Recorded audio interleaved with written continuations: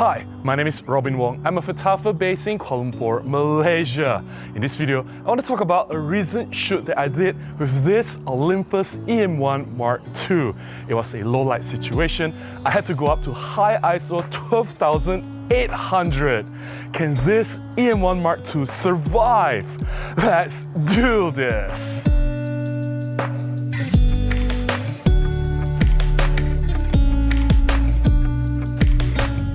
I fully acknowledge that every camera system has the strengths and weaknesses. I also acknowledge that Micro Four Thirds system is not the best choice when it comes to extreme low light shooting conditions.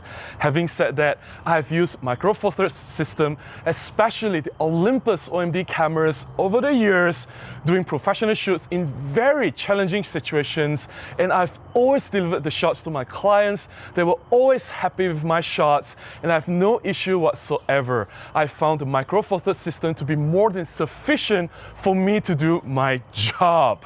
Having said that, I've also not shared many images from my previous shoots because these are paid jobs. Some of my clients are quite private. Sometimes I shoot for government agencies. They don't want the photographs of certain ministers or in some private settings to be shared out in the public on YouTube. And I'm very lucky to have this recent shoot that I did in a fairly challenging low light situation where I need to go up to ISO 6400 and in some cases even ISO 12,800, and I'm sharing these images here with you guys. And of course, I'm going to talk about the shoot, the challenges that I faced, and how I overcome that situation and get the shots that I need. But first, let's take a look at some images, and here they are.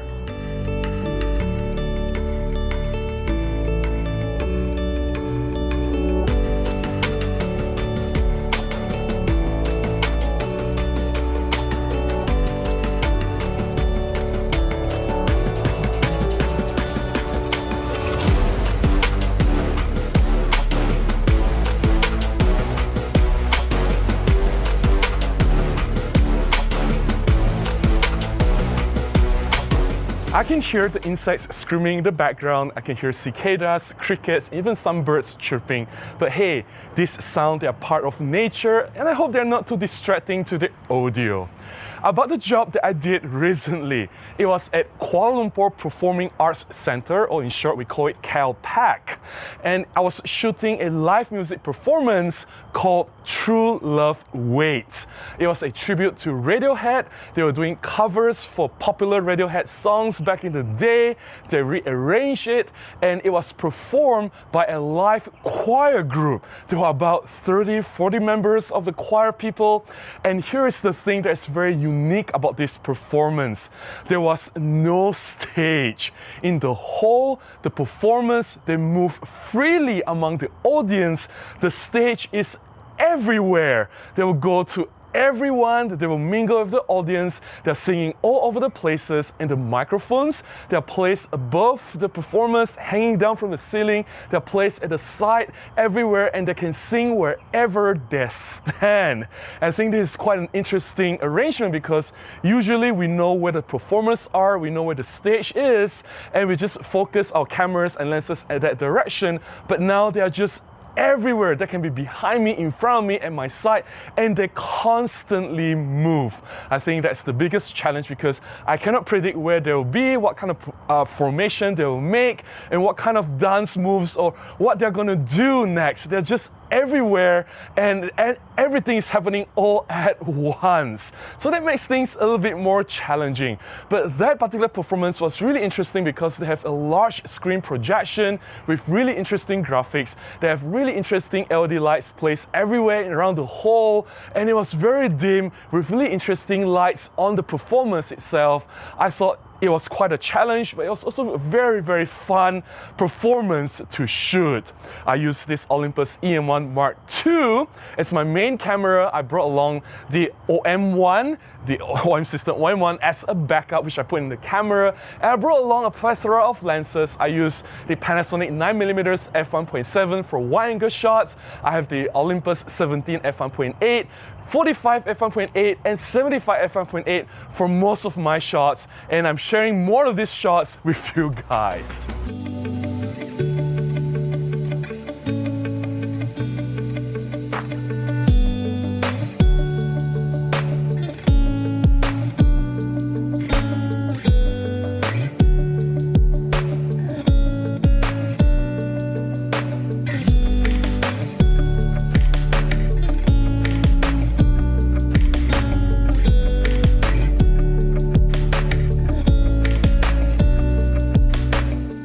were some difficult challenges that I faced during this particular shoot. The lighting was consistently dim throughout the entire session. Not only was the light dim, but the light kept changing. The LED light that was shining on the performers, they turned from purple to red, the blue, sometimes a mixture of different colors. Because the light kept changing, I have to continue to adjust my camera settings on the go. It was quite a challenge. And because the performers, they kept moving, they don't stay still for very long, I need very fast shutter speeds to freeze motion, and this caused another problem. I really need to bump up my ISO settings. Most of the time I was shooting at ISO 3200.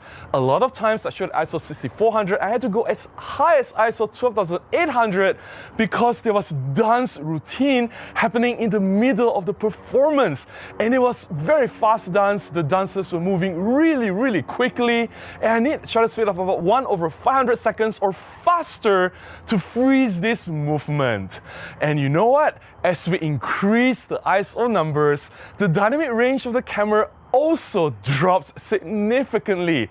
And I faced dynamic range problems because there was a bright projection in the background. The projection itself was a part of the performance. It was an important part of the setup, and I was tasked to shoot the projection in the background together in a wide angle composition with the performers and crowd in the frame. And that's a challenge because the projection was very bright and the performers in the crowd were in the shadow. When you have a difference in terms of light levels, that dynamic range becomes a difficulty for the camera to handle. So we have very low light situation, I need to shoot a very high ISO, and we have difficult dynamic range situation. But I gotta tell you, this E-M1 Mark II confidently nailed the shots.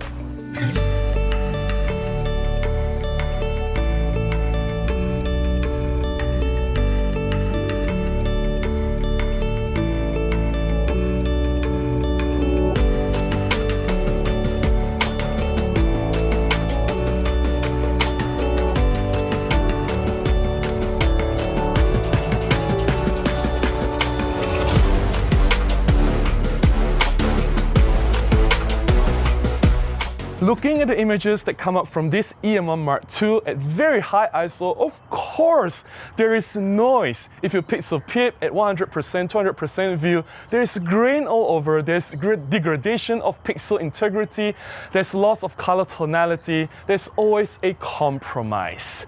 Now here is the thing, technical perfection does not make a good photograph. Even if your photograph has zero noise, it doesn't mean that it's a good photograph. So what makes a good photograph? This is a live music performance. I need to be able to convey the emotion and the expression of the performance.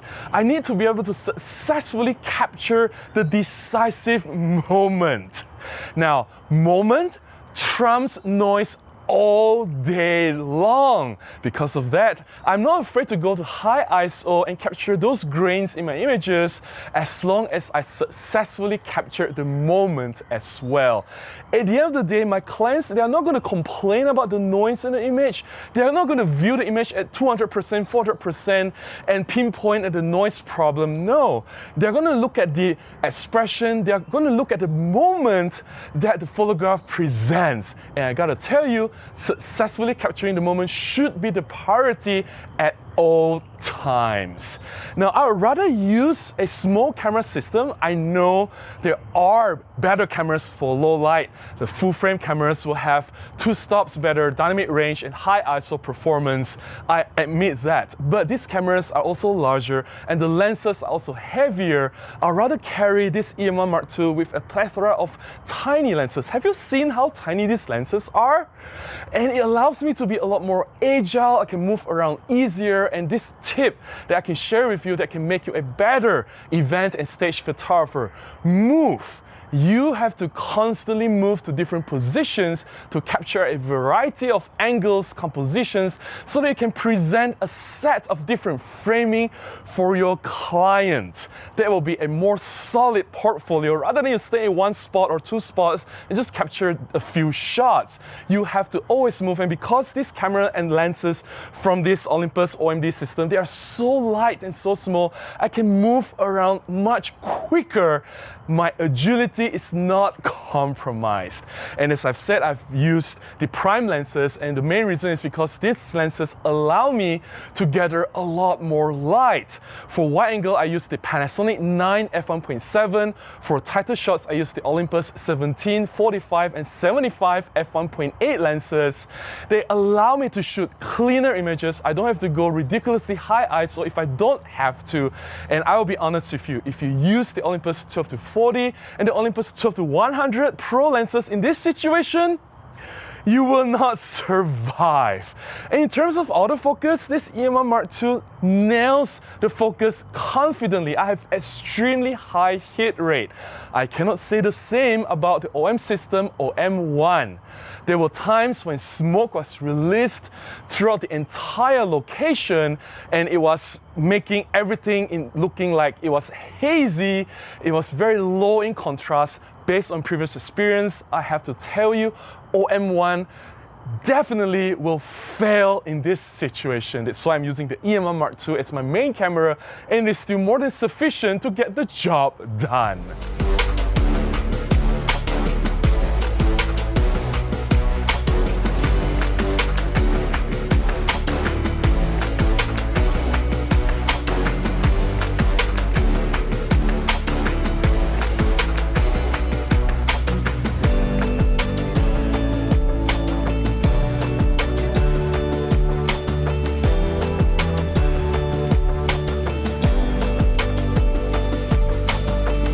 Some of my friends said to me, Robin, if you have tried how amazing the full frame cameras are shooting in high ISO, you'll never go back to Olympus.